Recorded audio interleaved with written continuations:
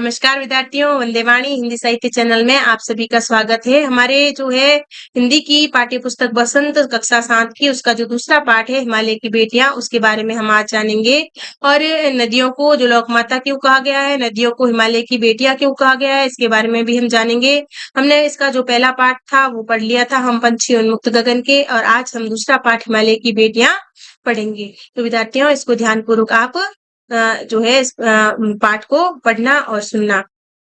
हिमालय की बेटियां। अभी तक मैंने इन्हें दूर से ही देखा था, बड़ी गंभीर, शांत, अपने आप में खोई हुई लगती थी। सम्भ्रांत महिला की भांति वे प्रतीत होती थी।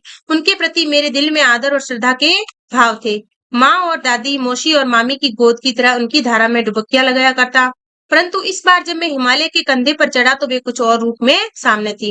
यहाँ पे जो है लेखक क्या कह रहा है कि इन नदियों को जो मैंने दूर से देखा तब ये बहुत ही पतली लग रही थी, और मैंने क्या है कि जो माँ और मौसी की जो गोद में बच्चा खेलता है उसी प्रकार मैं इनकी धाराओं में डुबकियां लगाता रहा हूँ। जब मैं इस बार क्या किया मैंने कि हिमालय के कंधे पर चढ़ा, मतलब हिमालय की सबसे ऊंची चोटी पर चढ़ा, तब मुझे यो जो पतली दिखने वाली नदियां है, गंगा, यमुना, सतलज, ये जो है समतल मैदान में जाकर विशाल कैसे हो जाती है। इनका उछलना और कूदना जो है समतल मैदान में जाकर गायब कैसे हो जाता है। इनका खिलखिलाकर लगातार हंसते जाना, इनकी ये भाव भंगी, इनका ये उल्लास कहाँ गायब हो जाता है मैदान में जाकर। किसी लड़की को जब मैं देखता हूँ, किसी कली पर जब मेरा ध्यान अटक जाता है, तब भी इनका इतना कौतूहल और विस्मय नहीं होता जितना कि इन बेटियों की बाल लीला देखकर। कहाँ ये भागी जा रही है, वह कौन लक्ष्य है जिसने इन्हें बेचैन कर रखा है। अपने महान पिता का विराट प्रेम पाकर भी अगर इनका हृदय तृप्त है तो वह कौन होगा जो इनकी प्यास मिटा सकेगा। अपने महान पिता, यहाँ पे महान पिता हिमालय को कहा गया है। बर्फ चली नंगी पहाड़ियां, छोटे छोटे पौधों से भरी घाटियां, मधुर अधिपत्यकाएं, आदित्यकाएं और सर्वश्रेष्ठ जो उपत्यकाएं, ऐसा ही है इनका लीला निकेतन। आदित्यकाएं का जो मतलब होता है विद्यार्थियों, पहाड़ के जो ऊपर की जो समतल भूमि होती है जिसे पठार कहते हैं, और उपत्यकाएं यानी कि जो पर्वत के नीचे की भूमि होती है जिसे तराई कहते हैं। और लीला निकेतन मतलब जहाँ पे खेल का मैदान है, क्रीड़ा का मैदान है, उसे लीला निकेतन कहते हैं। खेलते खेलते जब ये जरा दूर निकल जाती है तो देवदार, चीड़, सरो, चिनार, सफेदा, केल के जंगलों में पहुंचकर शायद इन्हें बीती बातें याद करने का मौका मिल जाता होगा। कौन जाने बुढ़ा हिमालय अपनी इन नटखट बेटियों के लिए कितना से ढूंढता होगा। बड़ी बड़ी चोटियों से जाकर पूछिए तो उत्तर में विराट मोहन के सिवाय इनके पास और रखा ही क्या है।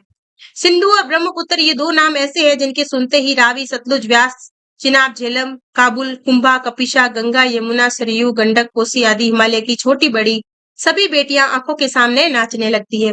वास्तव में सिंधु और ब्रह्मपुत्र स्वयं कुछ नहीं है।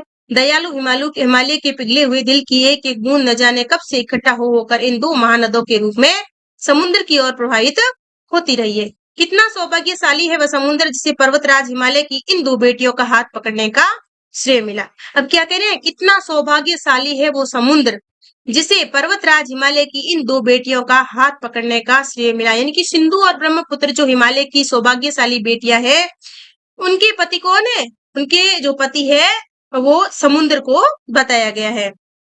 जिन्होंने मैदान में ही नदियों को देखा होगा, उनके ख्याल से शायद ही यह बात आ सके कि बूढ़े हिमालय की गोद में बच्चियां बनकर ये कैसे खेला करती है। माँ बाप की गोद में नंग धड़ंग होकर खेलने वाली इन बालिकाओं का रूप पहाड़ी आदमियों के लिए आकर्षक भले ही न हो, लेकिन मुझे ऐसा लुभावना प्रतीत हुआ। वह रूप हिमालय को ससुर और समुद्र को उसका दामाद कहने में कुछ भी झिझक नहीं होती।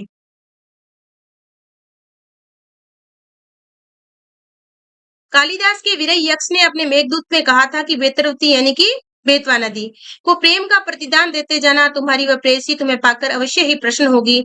यह बात इन चंचल नदियों को देखकर मुझे अचानक याद आ गई, और सोचा होगा कि शायद इस महाकवि को भी नदियों का सचेतन रूपक पसंद था। दरअसल जो भी कोई नदियां को पहाड़ी घाटियां और समतल आंगनों के मैदान में जुदा जुदा शक्लों में देखेगा, वो इस नतीजे पर पहुंचेगा कि काका कालेकर ने नदियों को लोकमाता कहा है। तो विद्यार्थियों, नदियों को लोकमाता किसने कहा है, काका कालेकर ने। किंतु माता बनने से पहले यदि हम इन्हें बेटियों के रूप में देख लें तो क्या हर्ज है। और थोड़ा आगे चलिए, इन्हीं में अगर हम प्रेयसी की भावना करें तो कैसे रहेगा। प्रेयसी यानी कि पत्नी या अपनी प्रेमिका। ममता का एक और ही धागा है जिसे हम इनके साथ जोड़ सकते हैं। बहन का स्थान कितने कवियों ने इन नदियों को दिया है। एक दिन मेरी भी ऐसी भावना हुई कि हो लिंग तिब्बत की बात है, मन उचट गया था, तबीयत ढीली थी, सतलज के किनारे जाकर बैठ गया। दोपहर का समय था, पैर लटका दिए पानी में, थोड़ी ही देर में उस प्रगतिशील जल में असर डाला, तन और मन ताजा हो गया, तो मैं लगा गुनगुनाने। यहाँ पे देखो, यहाँ पे लेखक सतलज के किनारे बैठकर जो है गुनगुनाने लगा है कि जय हो सतलज बहन तुम्हारी, लीला अचरज बहन तुम्हारी, हुआ मुदित मन हटा खुमारी, जाऊं मैं तुम पर बलिहारी।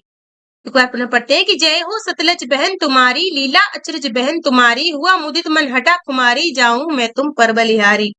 तुम बेटी ये बाप हिमालय, चिंतित पर चुपचाप हिमालय, प्रकृति नदी के चित्रित पट पर अनुपम अद्भुत छाप हिमालय, जय हो सतलज बहन तुम्हारी, लीला अचरज बहन तुम्हारी। ये नागार्जुन ने जो पाठ लिखा है हिमालय की बेटियां, ये बहुत ही सुंदर जो है इनकी लेखन शैली में लिखा है। और ये जो कविता है ये भी बहुत ही सुंदर है, इसको आप बार बार गुनगुनाते रहना विद्यार्थियों। अब हम पाठ्य पुस्तक के प्रश्नोत्तर देख लेते हैं। लेख से पहला प्रश्न है, नदियों को मां मानने की परंपरा हमारे यहाँ काफी पुरानी है, लेकिन लेखक नागार्जुन इन्हें और किन रूपों में देखते हैं। तो इसका उत्तर है, नागार्जुन नदियों को माता मानने के साथ साथ उन्हें बेटियों, प्रेमिकाओं और बहनों के रूप में भी देखते हैं। दूसरा प्रश्न है, सिंधु और ब्रह्मपुत्र की क्या विशेषताएं बताई गई है। तो इसका उत्तर है, सिंधु और ब्रह्मपुत्र हिमालय से निकलने वाले दो महानद हैं। इनका नाम सुनते ही रावी, चिनाब, झेलम, सतलुज, गंगा, यमुना, सरयू, गंडक आदि नदियों का स्मरण हो आना स्वाभाविक है। लेखक ने इन दोनों को हिमालय के हृदय की निकली करुणा की धाराएं कहा है।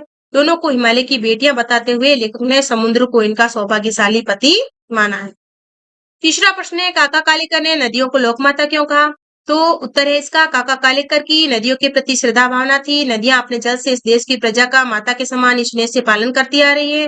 प्यास बुझाने के साथ ही ये खेतों की सिंचाई करके जनता को अन्नदान भी करती है। अन्य अनेक रूपों में भी नदियां हमारे जीवन को सुखी बनाती है, अतः काका कालेकर ने इन्हें लोकमाता कहना सर्वथा उचित माना।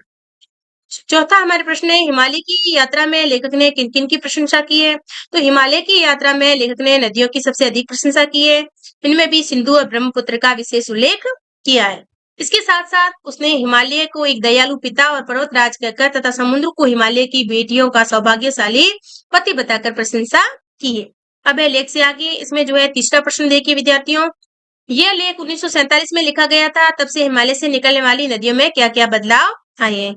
तो इसका उत्तर है, विगत वर्षों में नदियों के स्वरूप में अनेक बदलाव आए हैं और उस समय प्राय सभी नदियों का जल स्वच्छ और पीने योग्य था, लेकिन इस बीच अधिकांश नदियों का जल प्रदूषित हो गया और नगरों की गंदगी और कारखानों के हानिकारक तत्वों के मिलते रहने से नदियां गंदा नाला बन गई। चौथा प्रश्न है इसमें, अपने संस्कृत शिक्षक से पूछिए कि कालिदास ने हिमालय को देवात्मा क्यों कहा है।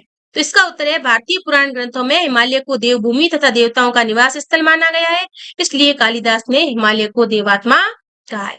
अब विद्यार्थियों, इसके कुछ कठिन शब्दार्थ थे वो हम जान लेते हैं।